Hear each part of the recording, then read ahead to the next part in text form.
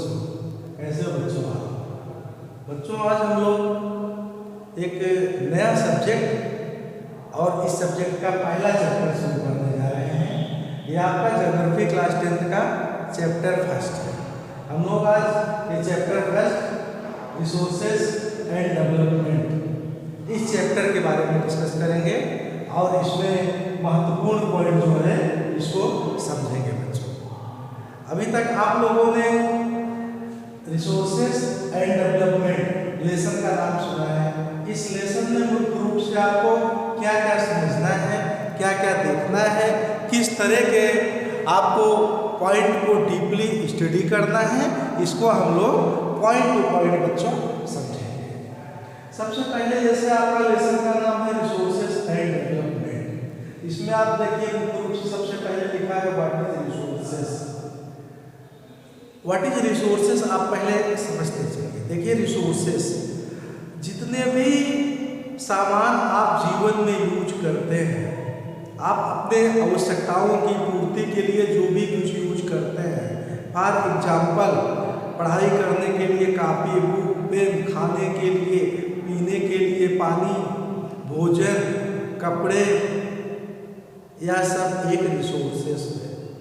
आप आने जाने के लिए साधन यूज करते हैं, आप अपनी आवश्यकताओं की पूर्ति के लिए मोबाइल टेलीफोन यूज करते हैं, टेलीविज़न यूज करते हैं, डिफरेंट टेक्नोलॉजी यूज करते हैं।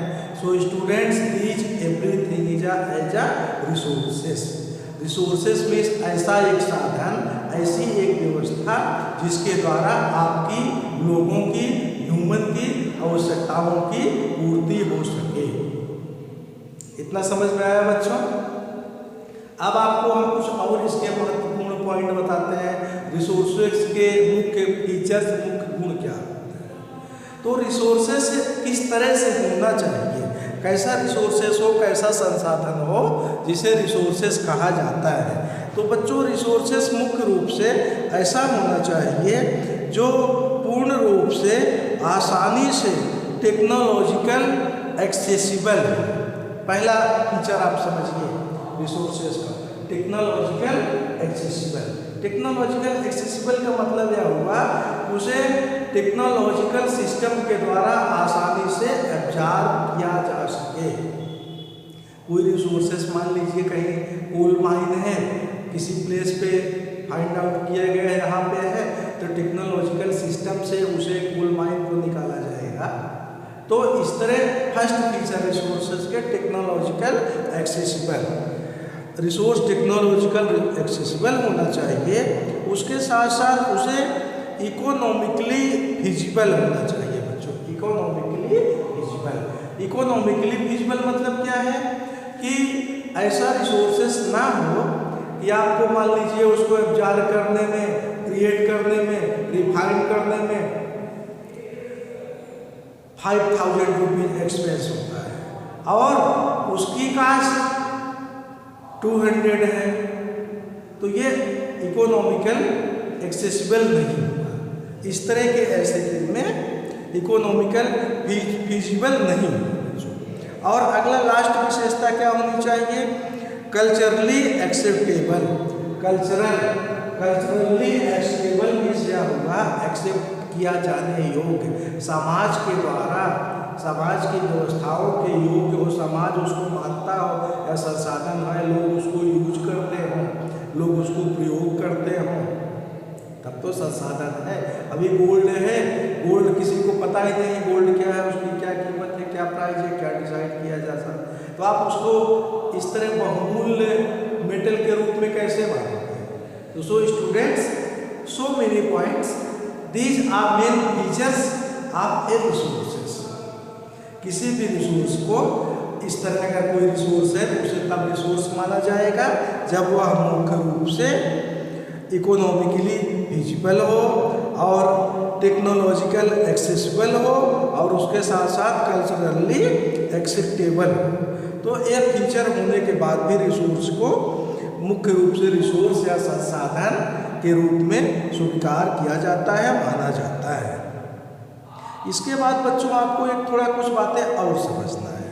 वह कुछ बातें यह समझना है कि मान लीजिए आपने कोई रिसोर्स कहीं से डेवलप किया, सर्च किया, तो उसको डेवलप करना, सर्च करना, देखना, प्लेस करना, फाइंड आउट करना, उसके बाद आप या कोई सिस्टम उसे टेक्नोलॉजिकल तरीके से एब्जॉर्ब करने का कोशिश करेगा, अपने आप अपने पास मंगाने का कोशिश करेगा, और उसके बाद इंस्टीट्यूशनल सिस्टम के द्वारा उसको एक्सेलरेट किया जाएगा, फिर इकोनॉमिक डेवलपमेंट, आर्थिक स्थिति में उसकी प्राइस डिसाइड किया जाएगा। दैट मीन्स अगर कोई कहीं किसी प्लेस पे फाइंड आउट किया गया कि इस तरह का रिसोर्स यहाँ पे है, अगर ऐसा रिसोर्स है तो उसे आपका एक सिस्टम होगा, एक इंस्टीट्यूशन होगा, ग्रुप होगा, फर्म होगा, जो उसे वहाँ से फाइंड आउट करेगा, टेक्नोलॉजिकल एब्जॉर्ब करेगा।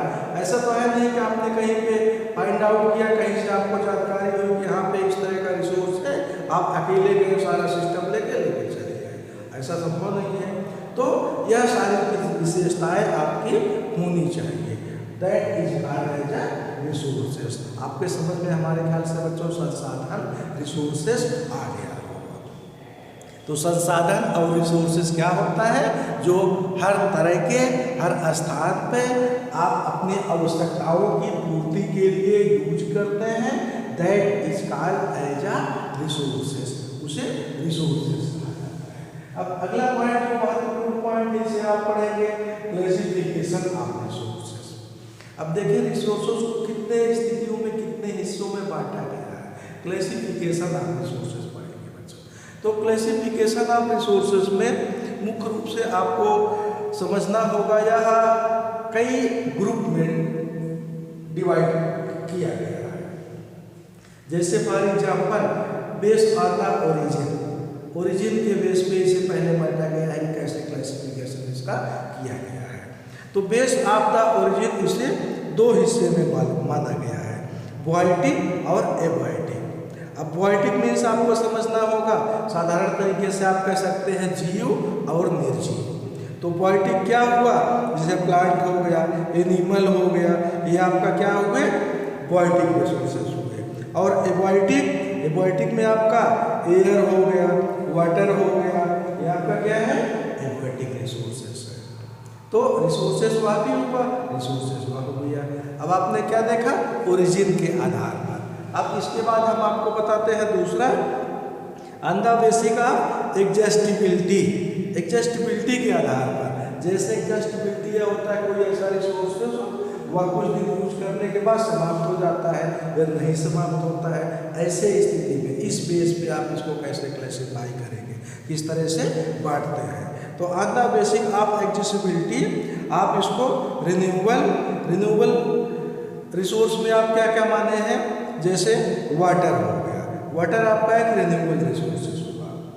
और दूसरा नॉन रिन्यूएबल रिसोर्सेज होगा।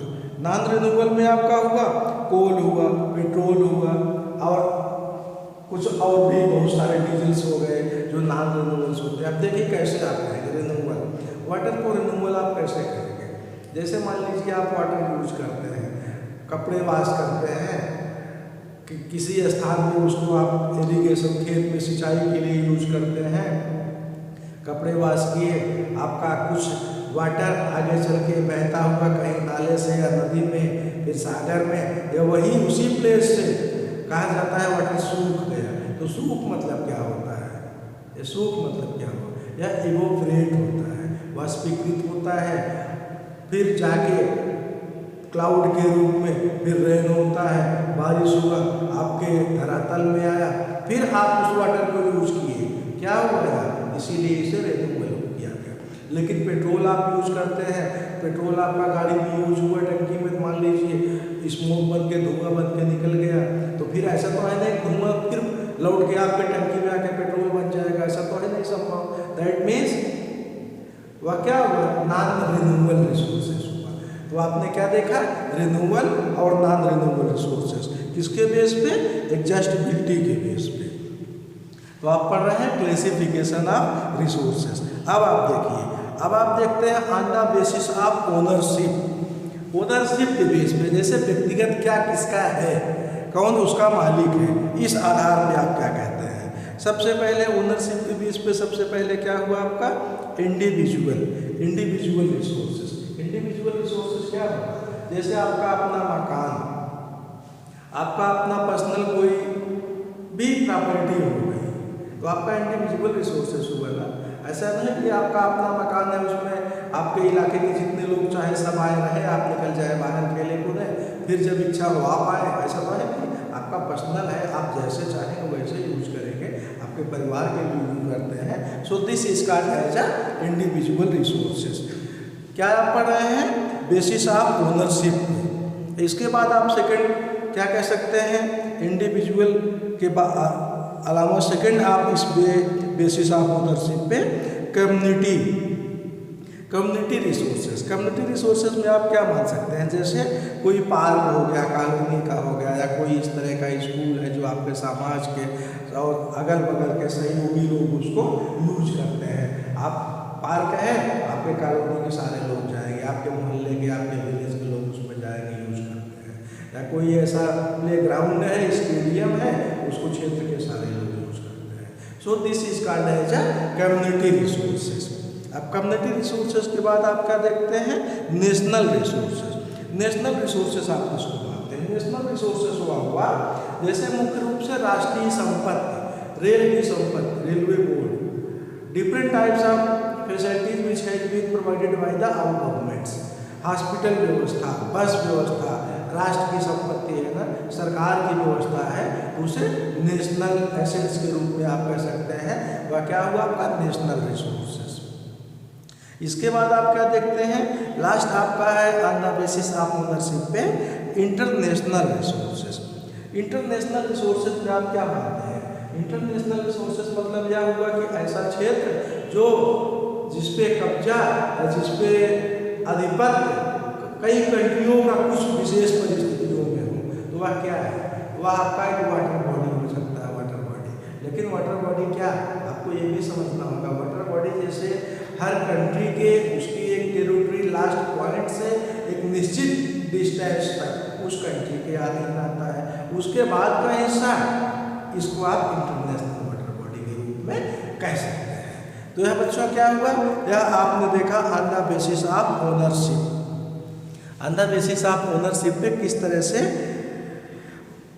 इसको रिसोर्सेज को अलग अलग क्लासिफिकेशन, अलग अलग स्थितियों में बांटा गया है। अब इसके बाद लास्ट हम आप देखेंगे क्या, on the basis of status of development. Status of development, इसको थोड़ा इंटरेस्टली सीरियसली आप समझने का प्रयास करेंगे। On the basis of status of development मतलब इसमें हुआ, आप जैसे देखिए potential, development, stock and reserve. इसमें क्या हो सकता है, चार तरह के रिसोर्सेस। पोटेंशियल, इसको समझने के लिए थोड़ा आपको कंसंट्रेट होना पड़ेगा। Potential, development, stock and reserve. Potential resources क्या है, पोटेंशियल रिसोर्सेज आप उसको कहेंगे जिसमें अवेलेबिलिटी ऑफ टेक्नोलॉजी मीन्स उस रिसोर्स को प्राप्त करने के लिए टेक्नोलॉजिकल व्यवस्था आपके पास हो, और विलिंग टू यूज, आपको यूज करने की भी इच्छा हो, साथ में एबल टू यूटिलाइज, आपके अंदर उसे यूज करने की कैपेसिटी भी हो। तो ऐसा तो है नहीं हर कोई चीज़ आप यूज करने की कैपेसिटी होगी नहीं। एग्जाम्पल के लिए आप मान सकते हैं क्या इसमें होगा, सोलर क्या होगा, सोलर को एब्जॉर्ब करने के लिए आपके पास टेक्नोलॉजी है, यूज करने की इच्छा भी है, लेकिन क्या हर कोई उसे यूज करते हैं, हर कोई यूज करने की कैपेसिटी है, नहीं है। चलिए अब आप देखते हैं क्या डेवलप्ड में आप क्या देखते हैं, ऐसी कौन सी एनर्जी है जो डेवलप्ड है, जैसे फॉर एग्जांपल पेट्रोलियम हुआ। पेट्रोलियम आपका मुख्य रूप से अवेलेबिलिटी ऑफ टेक्नोलॉजी, उसकी भी टेक्नोलॉजी आपके पास है, जैसे कि आप उसको क्या करते हैं, एब्जॉर्ब कर सकते हैं, आपके पास आ सकता है। विलिंग टू यूज, फिर आप देखिए इसको भी उसी पैमाने पर आप रखेंगे, तो विलिंग टू यूज का मतलब इसके लिए भी आपकी इच्छा है बिल्कुल यूज करने की। एबल टू यूटिलाइज आल्सो, और आप इसे यूज करते भी हैं, तो यह आपका क्या हुआ, डेवलप्ड में पेट्रोलियम। अब हम डिस्कस करेंगे आप स्टॉक क्या किस तरह का रिसोर्सेस है, जैसे अवेलेबिलिटी ऑफ टेक्नोलॉजी। तो स्टॉक जैसे इसको आप एग्जाम्पल से समझने की कोशिश करेंगे, जैसे HO2, HO2 आपका क्या होगा, HO2 को अवेलेबिलिटी ऑफ टेक्नोलॉजी, क्या आपके पास इस तरह की टेक्नोलॉजी है जो आसानी से HO2 को अलग अलग कर सके, है, लेकिन उस तरीके की नहीं जैसे होनी चाहिए। विलिंग टू यूज करने की इच्छा बिल्कुल है, लेकिन एबल टू यूटिलाइज, कैसे आप यूटिलाइज होंगे जब आपके पास टेक्नोलॉजी ही सफिशिएंट नहीं है। लास्ट हम लोग समझेंगे इसका रिजर्व। रिजर्व क्या है, ऐसा क्या रिसोर्सेस है जिसे हम आप रिजर्व रखते हैं। जैसे देखिए अवेलेबिलिटी ऑफ टेक्नोलॉजी, भाई टेक्नोलॉजी रहेगी तभी तो आप उसको रिजर्व रखेंगे। मान लीजिए कोई चीज़ आपके पास एक्स्ट्रा पैसा है, एक्सेस है, आप उसे चाहते हैं कि हम इसको रिजर्व रखें, लेकिन हम इसको अभी यूज़ नहीं करेंगे, लेकिन इसको फ्यूचर में यूज करेंगे। आपके पास सिस्टम है, टेक्नोलॉजी है, व्यवस्था है, तभी सोर्स है, तभी तो आप उसको प्राप्त किए। और इसके साथ साथ विलिंग टू यूज, आपकी यूज करने की इच्छा भी अभी है, अभी नहीं है, क्योंकि आप उसे फॉर फ्यूचर यूज करना चाहते हैं। और क्या कह सकते हैं, पैसा हो गया, वाटर हो गया, भाई वाटर एक्स्ट्रा है कंट्री के पास, बहुत सारे लोगों के पास, आवश्यकता अनुसार यूज किया जाता है, ये होता है, चलिए ठीक है आगे चलते। एक्सेस आप बिल्कुल एक्स्ट्रा डिस्ट्रॉय नहीं करेंगे ना, ये होता है। तो आपने क्या देखा, क्लासिफिकेशन ऑफ रिसोर्सेज। अब हम लोग डिस्कस करेंगे बच्चों development of resources. Development of resources, तो डेवलपमेंट ऑफ रिसोर्सेज का मतलब क्या होगा, जो भी रिसोर्सेज हों उसकी इस तरीके की स्थिति, इस तरह की यूटिलाइजेशन हो जैसे कि हर किसी को आवश्यकता अनुसार उसका यूज मिल सके, हर कोई उसको प्रयोग कर सके। ऐसा ना हो कि कुछ लोग बहुत एक्सेस यूज करें और कुछ लोग को यूज भर के लिए भी ना मिले। तो दैट मीन्स उसका यूज ऐसा बहुत ज़्यादा एक्स्ट्रा कुछ निश्चित लोगों के द्वारा ना हो कि कुछ लोग तो बहुत ज़्यादा यूज करने लगे और कुछ लोग को यूज करने के लिए भी सफिशिएंट नहीं मिल रहा है, जितना वो चाहते हो, जितना उनके प्रयोग के लिए ज़रूरी है। तो दैट मीन्स होता क्या है, इनडिस्क्रिमिनेटली यूज। इनडिस्क्रिमिनेटली यूज से क्या होगा, प्रॉब्लम होगा। इनडिस्क्रिमिनेटली यूज क्या है, इनडिस्क्रिमिनेटली यूज आप देखिए इसका मतलब क्या हुआ कि अति एक्स्ट्रा यूज करना। कुछ लोग आप देखिए वाटर को बड़ा मिसयूज करते हैं, कुछ लोग को उनके काम भर के लिए भी नहीं मिलता है। तो अगर इनडिस्क्रिमिनेटली आप यूज करते हैं तो प्रॉब्लम जरूर क्रिएट होना है। इस ऐसे स्थिति में क्या होता है, जैसे देखिए depletion of resources for satisfying the greedy of few individuals. जैसे कुछ लोगों को लालच बस, फर्स्ट पॉइंट आप समझिएगा, लालच बस उनको पास अगर है, एक्स्ट्रा है, उनकी पोजीशन है, रिच है, आवश्यकता से ज़्यादा यूज करेंगे, डिस्ट्रॉय करेंगे। तो क्या होता है ऐसे स्थिति में, टोटल मैक्सिमम रिसोर्सेज कुछ निश्चित इंडिविजुअल हैंड में रहता है और सोसाइटी इस कारण से रिच और पुअर में बढ़ जाती है। सोसाइटी में रिच और पुअर जैसे परिस्थिति होती है, रिच लोगों के पास सफिशिएंट रिसोर्सेज और कुछ निश्चित लोगों के पास आवश्यकता भर के भी नहीं होता है। उसके बाद सेकेंड पॉइंट आप समझिए, ग्लोबल इकोलॉजिकल क्राइसिस। ऐसे स्थिति में क्या होता है, ग्लोबल इकोलॉजिकल क्राइसिस। आप अमेरिका को देखिए और डेवलपिंग कंट्री को देखिए, सब क्या होता है, आवश्यकता अनुसार पॉल्यूशन करते हैं, प्रदूषण करते हैं। इससे क्या होता है, ग्लोबल वार्मिंग होता है। तो उसका दुष्परिणाम उनको तो मिलेगा ही, लेकिन बाकी लोगों को भी मिलेगा।